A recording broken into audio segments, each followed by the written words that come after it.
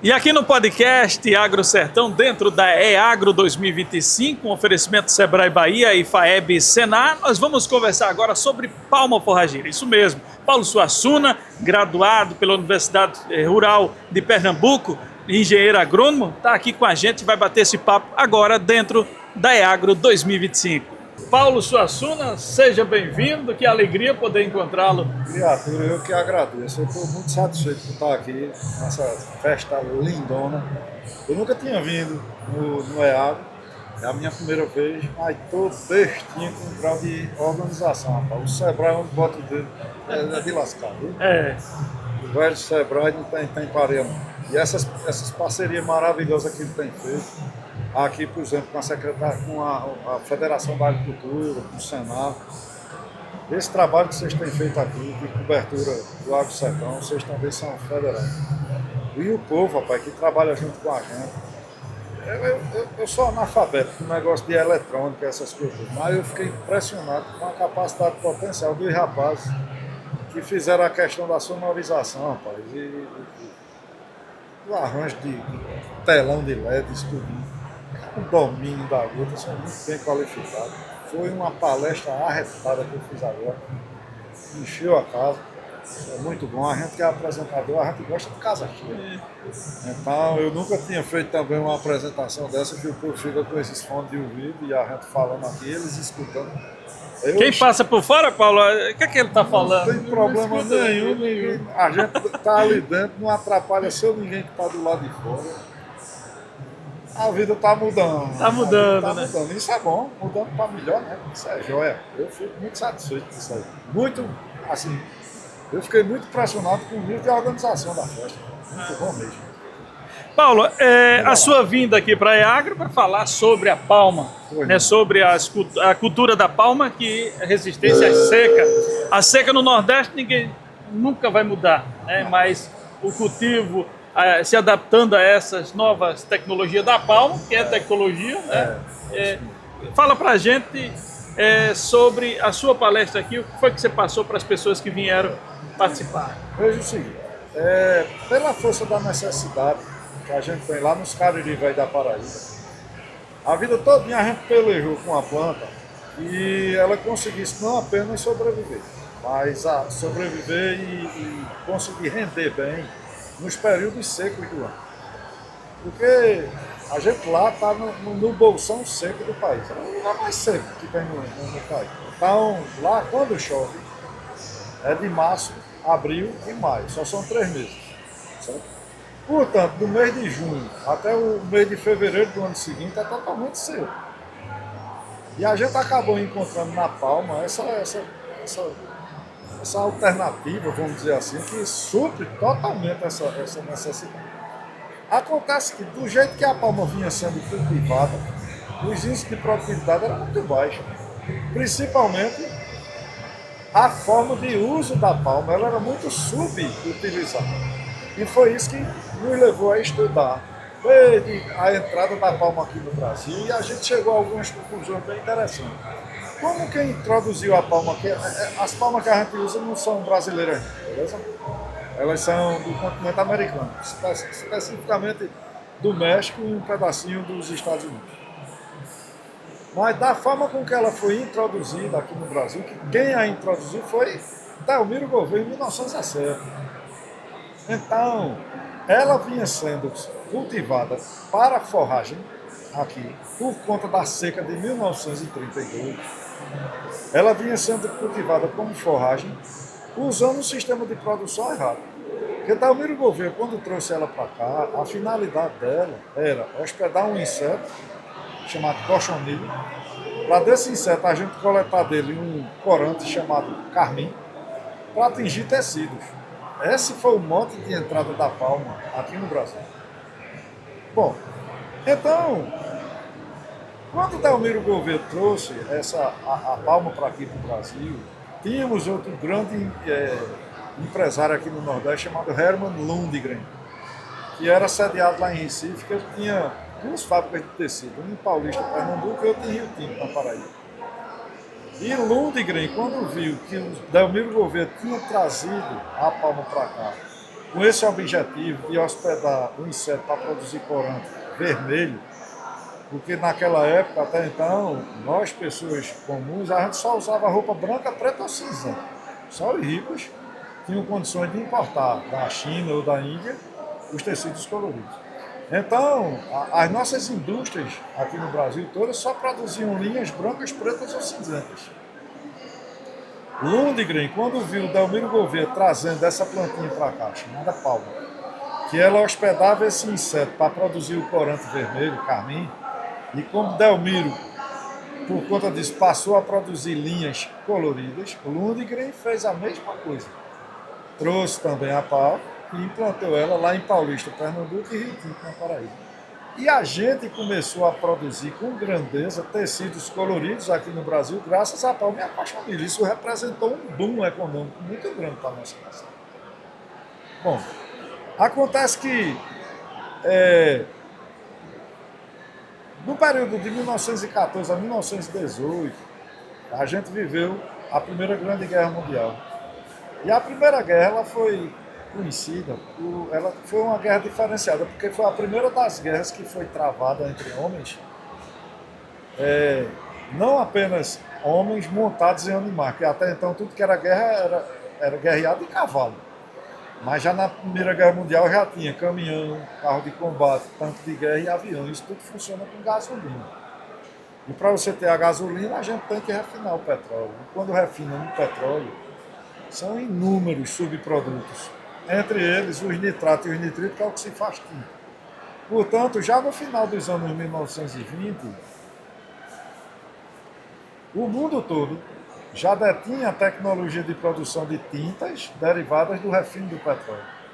E para Delmiro e Lundgren, que eram produtores de tecidos coloridos por conta da palma e da coxamilha, meio que inviabilizou esse processo.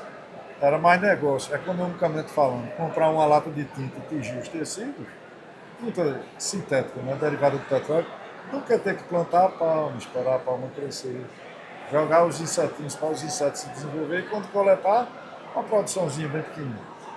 Então, esse processo de produção de corante derivado da palma e da coxamilha meio que ficou de segundo plano. Só que ao longo de todos os anos em que a palma foi cultivada nas propriedades de Delmiro e de Lundgren, eles observavam que quando se estabelecia um período seco do ano, os animais sempre procuravam a palma para comer. E isso despertou a curiosidade dos nossos pesquisadores que fizeram ensaios naquela época, experimentos, e concluíram que diante de um ciclo seco, aquele animal que tinha acesso a uma dieta úmida, balanceadinha à base de palma, apresentava ganho ou de produção de carne, de peso ou de leite. Bom, em 1932 veio uma seca muito forte, a famosa seca cearense ou seca sertaneja. Ela morreu gente de sede, para você ter uma ideia. E naquela época o Brasil não tinha Ministério da Agricultura, tinha Ministério de Aviação e Obras. E o ministro era um paraibano chamado Zé Américo. Paraibano, conhecedor de seca. E chegou ao ouvido dele essa história de que aqui no Nordeste tinha uma plantinha chamada palma, que os animais, quando a consumiam, davam mais leite e mais carne. Então ele autorizou, por ser ministro, a implantação de 200 campos de palma para diminuir os efeitos avassaladores da seca de 1932. Então a lógica de estudo, são 200 campos, não são 2 nem 3. Aonde esses campos deveriam ser implantados? Aonde tivesse a palma, aqui no Nordeste. E no Nordeste, quem aqui tinha palma? Delmiro Gouveia e Lundgren.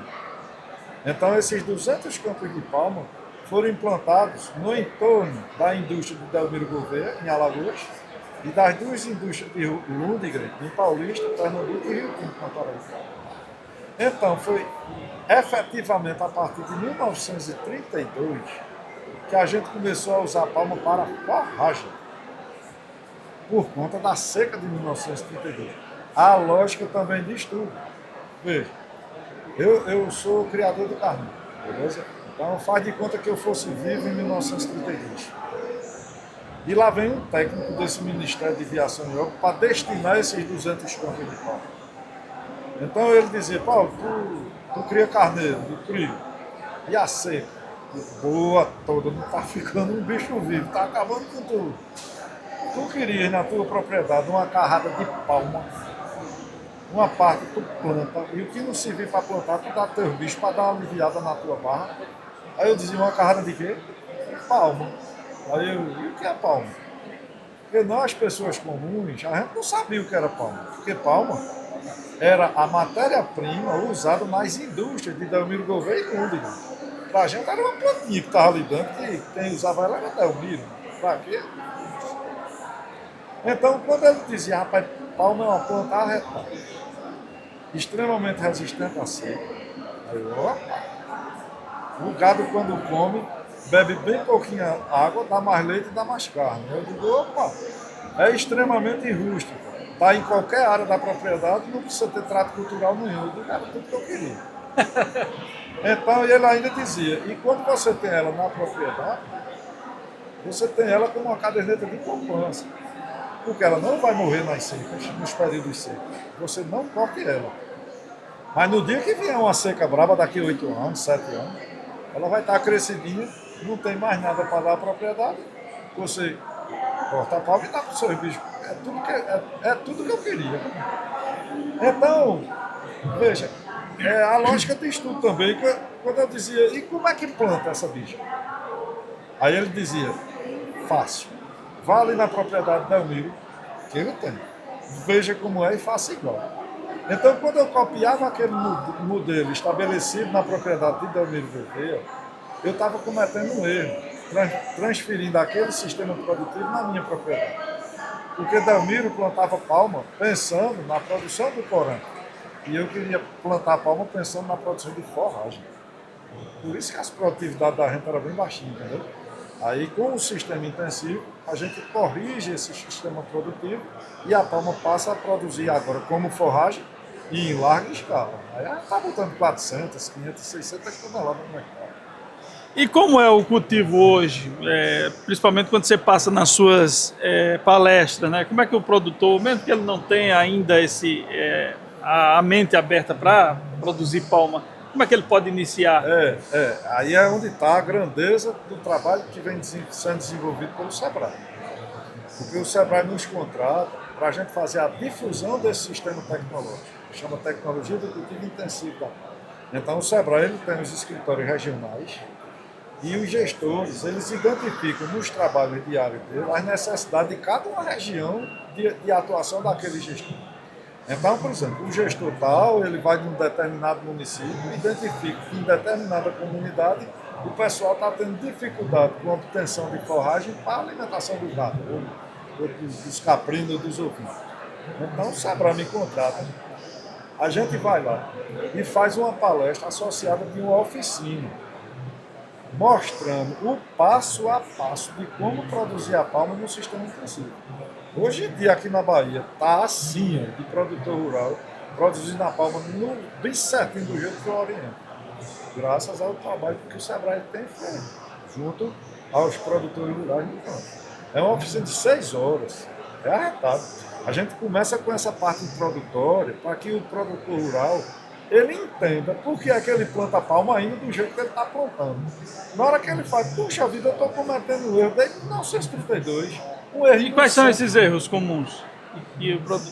Por exemplo, os espaçamentos.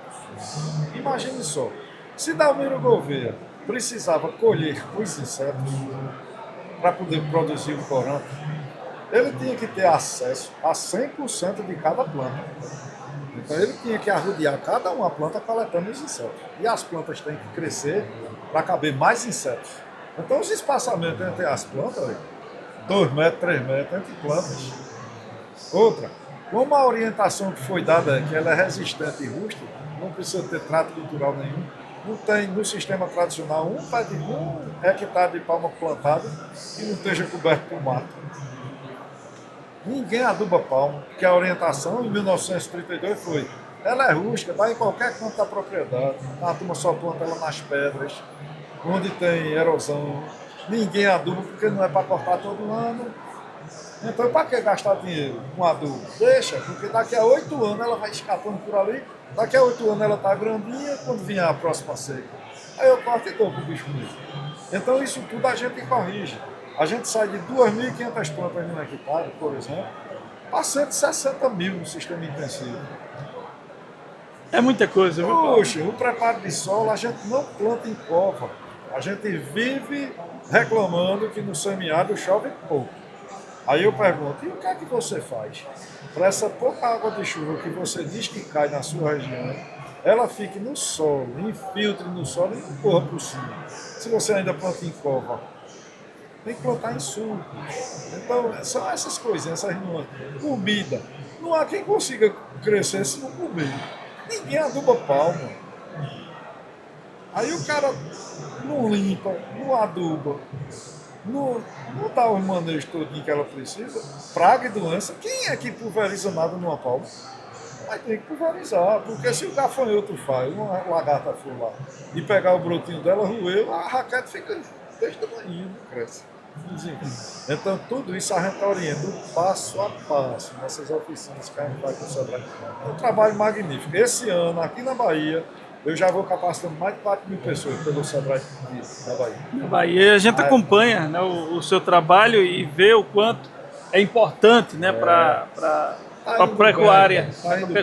Porque, Paulo, lá na nossa região ali, a minha região ali é o Seridó, que integra ali o Seridó da Paraíba, a sua região ali, Taperoá também, né? Então, é Cariri. E nós tem a maior bacia leiteira do Rio Grande do Norte é na região mais seca. É Caicó, né? Caicó, Currais Novos, minha cidade é Currais Novos. Currais Novos, né? Mas ainda falta muitas pessoas. O Seridó também é leite, né? Também, né? É, leite. Toda a região do Seridó hoje tudo leite. Tudo leite, né? E a gente percebe que tem muitos produtores que ainda não abriram a mente para produção de palma, né? Qual impacto isso vai trazer, mesmo sendo a maior bacia leiteira do estado, qual impacto isso vai trazer se o produtor começar a produzir mais palma? Ano retrasado, eu tive em Caicó, fiz um trabalho arretado. Na Expo Seridó. Foi um trabalho arretado. Mas aí é que tá. Existe Sebrae. Aí, a depender dos interesses de cada um Sebrae desse país, também a depender dos interesses das prefeituras, que também o Sebrae não pode botar nada de goela abaixo, não. Deu para entender? Então, compete às prefeituras, às associações, às comunidades procurarem o Sebrae pelo seguinte, veja, eu tenho empresa, eu atendo quem eu quiser, no Brasil todinho, mas para o produtor rural, é muito mais negócio para ele, por exemplo, para uma associação, para uma prefeitura, procurar o Sebrae, porque a gente está vivendo no mundo das parcerias. Os números são divididos a partir daí. Fica muito mais negócio para uma prefeitura fazer uma parceria com o Sebrae e nos levar para lá para a gente resolver a parada, porque é impressionante. Hoje em dia, com o sistema intensivo, a gente não planta mais palma por área, a gente planta palma por metro.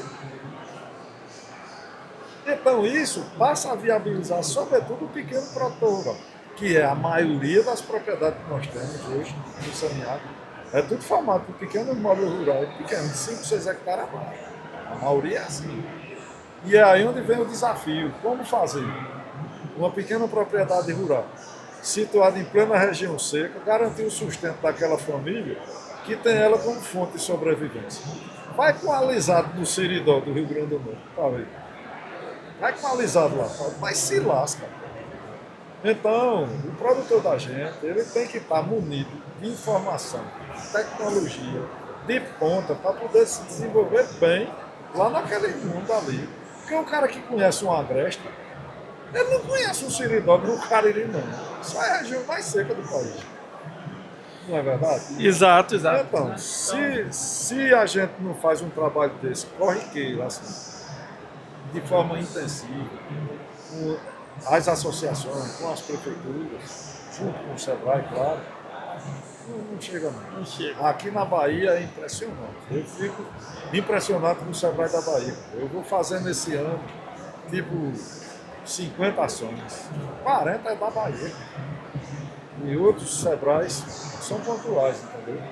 Não estou criticando o Sebrae nenhum não, mas apenas porque aqueles municípios daqueles estados precisam aproveitar melhor os serviços prestados pelo Sebrae e não estão sabendo procurar o Sebrae com atenção.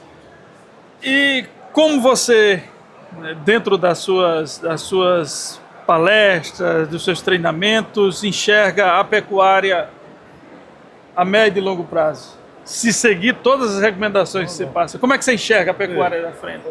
Veja o seguinte, semiárido, esqueça a produção de grão, não tem essa. Inclusive, esse dado é até importante eu dizer, a Embrapa, a nossa principal empresa aqui no Brasil, Tampa, Embrapa, ela nos anos 80/90, ela fez um trabalho magnífico aqui, ela pegou uma propriedade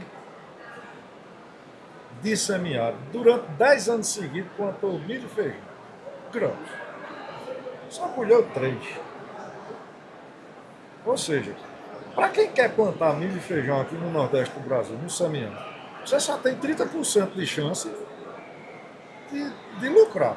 Ou seja, é uma atividade lotérica, o cultivo de grãos. Resumindo, no nosso campo, ele é direcionado para a pecuária. Aí ou pequenos animais ou grandes animais, beleza? Então eu não enxergo criação de absolutamente nada aqui no semiárido, se você não partir da dispensa. Tem que botar comida primeiro, para depois que você está com comida, você começar a pensar em bicho. Isso acontece muito, sobretudo com quem é criador de gado leiteiro. Veja, isso eu falo em todas as ações que eu presto, que eu executo. Quem é produtor de leite, a médiazinha de leite 10, 12 litros, média, ele está sempre de olho na vaca de 40. Aí ele junta os dinheirinhos dele todinho, vende carro, vende moto, vende jumento, vende tudo. Aí compra uma vaca de 40 litros, que é cara, mais de 40 mil conto uma bicha dessa. Aí leva para a propriedade dele, ela cai para 10. O problema dele não está na genética. Ele ainda não está sabendo dar de comer. Então, o que é que eu oriento a todo produtor rural meu? A gente não sabe dar o real valor às nossas instituições que estão se propondo a trabalhar de forma integrada conosco, o que eles têm a nos oferecer. A gente tem cada um técnico carretado. O Sebrae está fazendo um trabalho magnífico, o Senac, perfeito, rapaz, que é assessoria direta no campo. Então, compete a gente que é produtor rural procurar os técnicos. Mas não. Aí ele pega, julga que o problema dele está na vaca dele, que está dando pouco leite. Aí ele gasta os dinheiros do mundo dele todinho, compra uma vaca boa de 40 litros, quando chega na propriedade dele, cai para 10. A vaca dele é milagrosa, ela está dando 10 litros de leite, comendo chique-chique queimado. Então o problema dele está longe de ser genético. Eu cheguei essa semana lá em Heliópolis, aqui na Bahia. É incrível, o cara na hora da ordem já vai com a injeção na mão. Para botar ocitocina no útero dela para dar mais leite. Vai ver o custo desse leite. Entendeu? Ao passo que se ele tiver organizado o gado dele comendo de forma correta, de forma mais barata, vai produzir mais leite e o leite vai ter um custo menorzinho. Agora isso por quê? Por falta de um acompanhamento de um técnico. Mas não é porque o técnico não está querendo ir lá, não. É porque ele não está sendo chamado. O técnico nenhum vai em propriedade de seu ninguém se não for chamado. Beleza? Então é isso que tem que se fazer, cara. É a gente que está no campo, começar a procurar andar de mão dada com o corpo de técnico. E aí as coisas vão começar a mudar. Aqui no Nordeste do Brasil, se você começar a identificar, eu costumo dizer que é um tripé de sustentação. Você sabe que você tem um tripé e tirar uma perna de um tamborete, ele cai. Aí ele precisa de 3 pernas para se equilibrar. A primeira perna do tripé, para quem é pequeno produtor rural no seminário, está diretamente ligada à planta.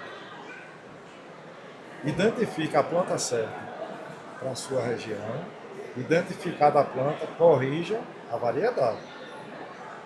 Em grosso modo, não invente de plantar banana nas caatingas, não, porque ela vai morrer. Para ela produzir, você vai ter que irrigar. Para irrigar, você vai ter que ter um manancial de água boa, vai ter que ter rede de energia, bomba, quadro de bomba, para-raio, ferto irrigador, tubulação, sistema de irrigação propriamente dito, tem uma tal de conta de energia que é para se lascar. E se você não souber dimensionar o tamanho do bananal para justificar esse dinheiro todo que você vai gastar, um cacho de banana vai custar R$1.000 a produzir. Então, a gente tem que... A primeira perna do tripé é essa. Identificar a planta certa, corrigida a variedade. O exemplo da minha propriedade. Lá é muito quente e seca, é Cariri da Paraíba. Eu não tenho planta banana, eu não tenho florzinha lá não. É tudo planta caceteira, que tem que aguentar 417 minutos de chuva. É pancada, lá é elástica. A segunda perna do tripé é em relação a bicho. É a mesma coisa. Identifica a espécie animal adequada para a sua região. Identificada a espécie, corrija a raça. Em grossos modos, no invento de criar vaca da camelo no deserto, onde está camelo. E ela vai morrer. Então, de novo, o exemplo lá de casa. Eu tenho gado, tenho. Mas num ambiente que dá 51 graus, eu não posso ter gado leiteiro. Holandês, por exemplo. Você entende porque a gente cria cinto, a gente cria guzerá, a gente faz os cruzamentos com cinto com guzerá. E quando quer carne, a gente cruza com curraleiro. É por isso. Porque uma vaca holandesa, num ambiente de 50 graus que dá, vai sair a doce de leite do peito dela, quando você for ordenar, entendeu? Então, entre animal grande e animal pequeno, a minha probabilidade de sucesso maior é criando bicho pequeno. Então, eu crio carneiro. Ótimo. Se eu errar na raça, eu me lasco. Por exemplo, Dorca. Eu sou pesquisador, tudo eu tenho que testar. Eu levei Dorca lá para fazer. Em 4 anos, as fêmeas entraram em cio 2 vezes. E os machos eram morrendo de cansaço nas sombras do Juazeiro. Já as moradas novas que eu tenho lá, que eu faço cruzamento, morada nova com santinês e somalis. Dorme ao relento aqui, no sol. Tá nem aí pro sol, tá tranquilo. São animais pequenos, não são animais grandão. Esqueça esse negócio de animal. Eu vejo nessas exposições carneiro santinês com 140 quilos. Carneiro de caatinga estourando, é 80. Um super reprodutor estourando. Então a gente tem que corrigir isso aí. E por fim, é a terceira perna do tripé, que para mim é a mais importante, está aqui dentro, no juízo do campo.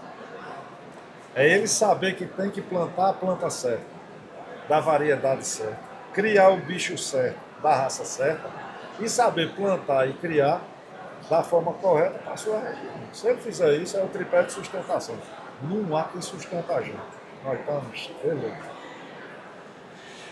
Paulo, eu queria agradecer a sua presença aqui, né? São informações importantes. A gente ia aqui 2, 3 horas conversando sobre o sertão, sobre o nosso Nordeste, viu? Muito obrigado e parabéns por levantar a bandeira. Eu que agradeço por toda a atenção de vocês e parabenizar vocês também pelo belíssimo trabalho que vocês estão fazendo aqui, né? Ok, obrigado, Paulo. Muita saúde, muita paz. E parabéns pelo trabalho. Tamo junto. Levantando a bandeira, né, do nosso Nordeste. E aqui nós encerramos aqui mais um episódio do Agro Sertão Podcast dentro da EAGRO 2025.